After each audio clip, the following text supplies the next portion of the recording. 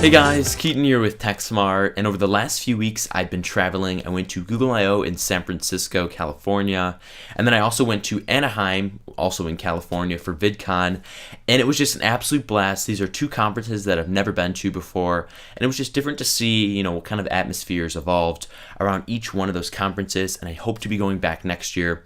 But as September comes right around the corner, we can kind of expect that we'll be seeing the Galaxy Note 4, and it's typically released in the fall at IFA in Berlin.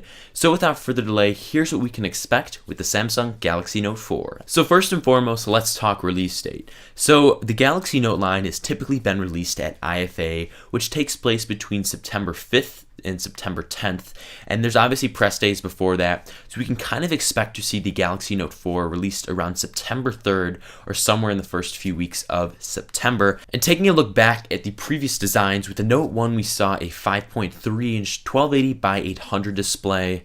With the Note 2 we saw a 5.5-inch 720p display, and with the Note 3 we finally saw a 5.7-inch 1080p display. So with the Note 4 we could obviously assume they're just going to bump it up 0.2 inches, but that doesn't appear to be the case, and it appears that we'll be seeing a 5.7-inch 2560 by 1440 display, also known as Quad HD, making this a 2K resolution phone, which kind of seems to be the way the market is shifting, not really making things bigger, but just making them more dense in pixels.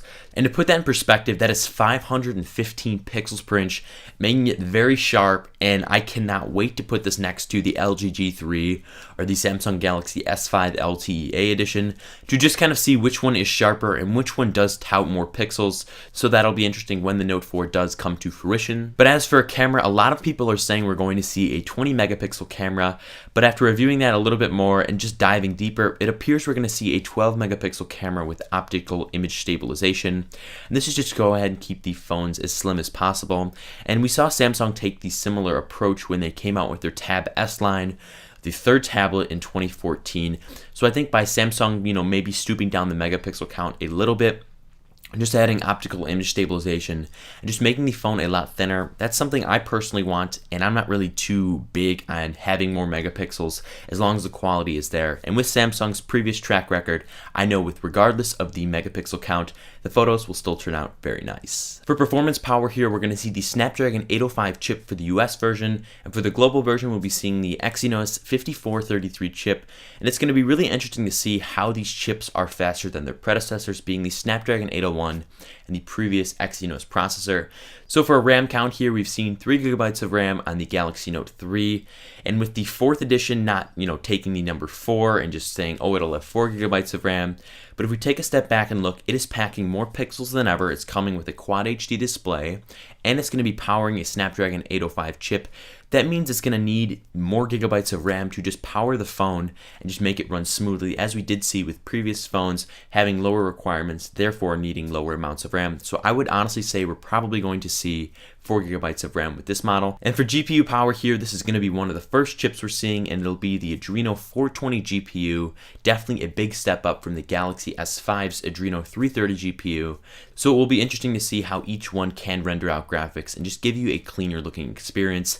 And of course, this phone will be IP67 certified, as a lot of consumers are enjoying being able to take their phones in the water, the bathtub, or just go swimming with it, and I think the Galaxy Note 4 would be perfect for that addition. And right now it's up in the air if we're going to see a heart rate monitor and fingerprint sensor, both found on the Galaxy S5, coming over to the Galaxy Note 4. But in all honesty here, I just want this phone to be solid. I'm not too keen on the gimmicks, and that would be the fingerprint sensor just for 1 and the heart rate monitor for 2, because I just don't really care about those things and haven't used them since on the Galaxy S5 and pretty much since my review.